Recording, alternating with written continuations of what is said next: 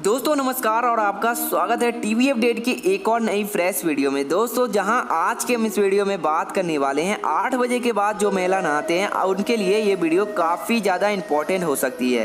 तो वीडियो में लास्ट तक बने रहना ताकि आपसे ऐसी अजीबोगरीब बात आपसे मिस ना हो और आपको ऐसी तमाम और भी जानकारी चाहिए तो कर ले हमारे चैनल टीवी अपडेट को सब्सक्राइब। दोस्तों अगर वीडियो पसंद आई तो एक लाइक जरूर करना। तो दोस्तों वास्तु शास्त्र और ज्योतिष शास्त्र हमारे जीवन के दो अभिन्न अंग हैं। दोस्तों हमारे द्वारा किए गए कार्यफल इन्हीं के द्वारा हमें मिलता है।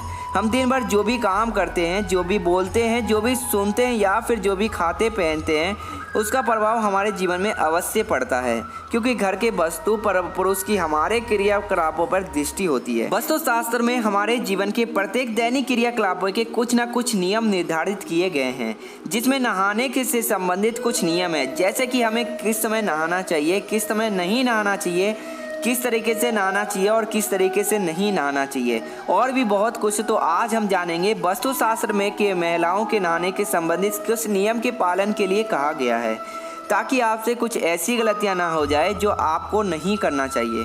दोस्तों वहीं आपको सुन के ये जरूर हैरानी होगी कि यदि घर की महिलाएं नहाते समय यदि कुछ नियमों का पालन करें तो घर की सुख समृद्धि और शांति रहती है। तो आइए जानते हैं कि महिलाओं को किस प्रकार से नहाना चाहिए और भगवान श्री कृष्ण के अनुसार महिलाओं को नहाते समय कौन सी बातों का ध्यान रखना चाहिए। पहली बात, महिलाओं को सुबह उठकर सबसे पहले स्नान करना चाहिए, उसके बाद ही फिर रसोई घर में जाना चाहिए। वैसे तो शास्त्रों में ब्रह्म मुहूर्त के उठकर नहाना चाहिए, स्नान करना चाहिए, सबसे शुभ माना जाता है, क्योंकि ये देवताओं का नहाने का स्नान करने का समय होता है। लेकिन ये संभव नहीं हो पाता, इसलिए सुबह जितनी जल्दी हो सके उतनी जल्दी महिलाओं को नहा लेना चाहिए। जल्दी स्नान करने से पूरा दिन शरीर में ताजगी रहती है, चुस्ती फुर्ती बनी रहती है और काम करने का उत्साह बना रहता है, आलस कम होता है, स्वास्थ्य अच्छा रहता है और नकारात्मक विचार मन में नहीं आते हैं, जिसका शुभ परिणाम परिवार के अन्य सदस्यों पे भी पड़ता है। वहीं दूसरी बात, स्नान के बाद की पूजा के वो शास्त्रों में बहुत ही महत्वपूर्ण माना गया है। स्नान के बाद भगवान का नाम स्मरण करने और पूजा पाठ करने से घर में सकारात्मक ऊर्जा व्यर्थ हो जाती है और सुख शांति आती है। इसलिए महिलाओं को नहाने के बाद सबसे पहले भगवान का नाम स्मरण करना चाहिए। इससे मानसिक तनाव दूर होता है, राग देवस दूर होते हैं और परिवार में आपसी बना रहता है। वहीं तीसरी बात पे आते हैं तो दोस्तों नमक हमारे जीवन की खाने की एक महत्वपूर्ण वस्तु है, लेकिन खाने का स्वाद बढ़ाने के अलावा नमक वास्तु शास्त्र की दृष्टि से भी अत्यधिक महत्वपूर्ण वस्तु है। यदि किसी घर में दिन रात कलह या लड़ाई झगड़े मारपीट विवाद होते रहते हैं तो उस घर की महिलाओं को नहाने के पानी में नमक मिलाकर नहाना चाहिए। वास्तु शास्त्र के अनुसार नमक में नकारात्मक ऊर्जा को दूर करने की शक्ति होती है और ये सहयोग केतु के दृष्टि प्रभाव को भी नष्ट करता है। ये उपाय करने से घर की सारी नकारात्मक तनाव और संकट दूर होते हैं और सुख शांति समृद्धि आती है।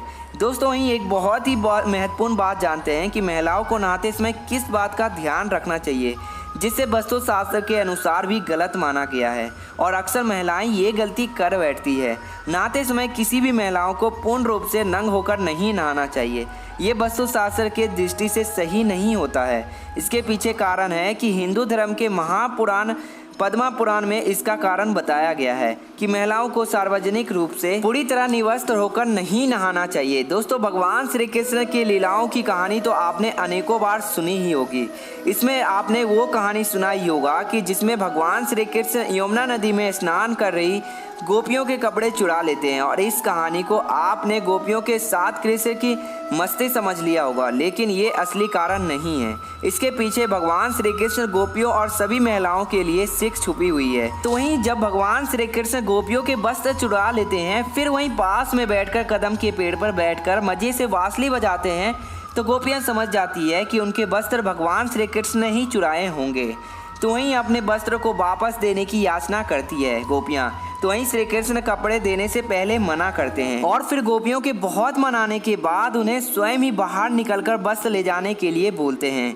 गोपियां कहती है कि उनके सामने निवस्त्र होकर कैसे वो आ सकते हैं। तो वहीं श्री कृष्ण जी कहते हैं, जब तुम निवस्त्र होकर नहा रही थी तो तब तुम्हें लगा होगा कि यहाँ कोई नहीं है, लेकिन तुम्हें इस अवस्था में मेरे साथ साथ अन्य ने भी देखा है। मैं तो प्रत्यक्ष या अप्रोक्ष रूप से इस महत्वपूर्ण दृष्टि के कण कण में व्याप्त हूँ, इसलिए मुझसे कुछ भी नहीं छिप सकता।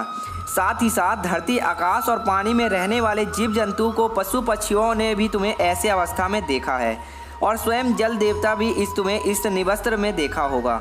तो वो तुमसे बहुत ही क्रोधित हैं और कृष्ण भगवान बोलते हैं कि पद्म पुराणों के अनुसार बोलते हैं कि जब तुम नहाते हो तब हमारे पूर्वज हमारे आसपास होते हैं और हमारे वस्त्र में गिरने वाले पानी को ग्रहण कर लेते हैं। निवस्त्र न नहाने से वो ऐसे नहीं कर पाते हैं और आरोपित रूप से वो क्रोधित हो जाते हैं। तब गोपियों को अपने भूल का पछतावा होता है और वो भगवान श्री कृष्ण और अपने पूर्वजों से क्षमा याचना करती है और कभी भी निवस्त्र नहाने का संकल्प लेती है। तो वहीं भगवान श्री कृष्ण उन्हें उनके वस्त्र वापस दे देते हैं। इसलिए दोस्तों तभी कहा गया है कि महिलाओं को विशेष रूप से सार्वजनिक स्थानों पर कभी भी निवस्त्र होकर नहीं नहाना चाहिए। तो दोस्तों ये थी वो महत्वपूर्ण कहानी जो महिलाओं को नहाते समय बहुत ही ध्यान रखना चाहिए। और दोस्तों वास्तु शास्त्र और ज्योतिष शास्त्र हमारे जीवन में दो अभिन्न अंग हैं। दोस्तों हमारे द्वारा किए गए कार्य इन्हीं के द्वारा हमें मिलता है। हम दिन भर क्या काम करते हैं, क्या खाते हैं, क्या बोलते हैं और क्या सुनते हैं और क्या हम पहनते हैं, वो सारा उसका प्रभाव हमारे जीवन पे अवश्य पड़ता है। क्योंकि घर के वस्तु पुरुष की हमारे क्रियाओं कलाम पर दृष्टि होती है।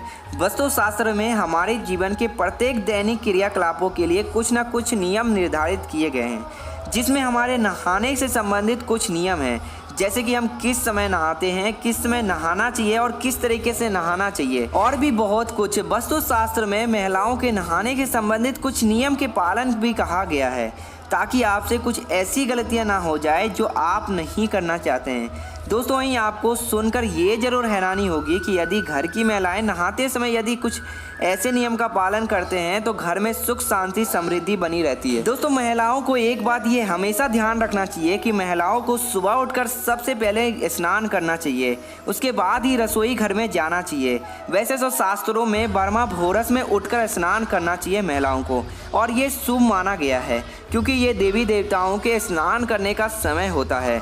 लेकिन ये संभव नहीं हो पाता, इसलिए सुबह जितनी जल्दी हो सके उतनी जल्दी महिलाओं को नहा लेना चाहिए। दोस्तों एक और महत्वपूर्ण बात, जिसके घर में लड़ाई झगड़े होते हैं, रोजाना रोज कल्ला होता है, तो उसके घर में नमक और महिलाएं मिलकर दोनों उसके घर में सुख शांति समृद्धि ला सकती है। दोस्तों जैसे कि खाने के स्वाद को बढ़ाने के अलावा नमक हमारे वास्तु शास्त्र की दृष्टि भी अत्यधिक महत्वपूर्ण वस्तु है।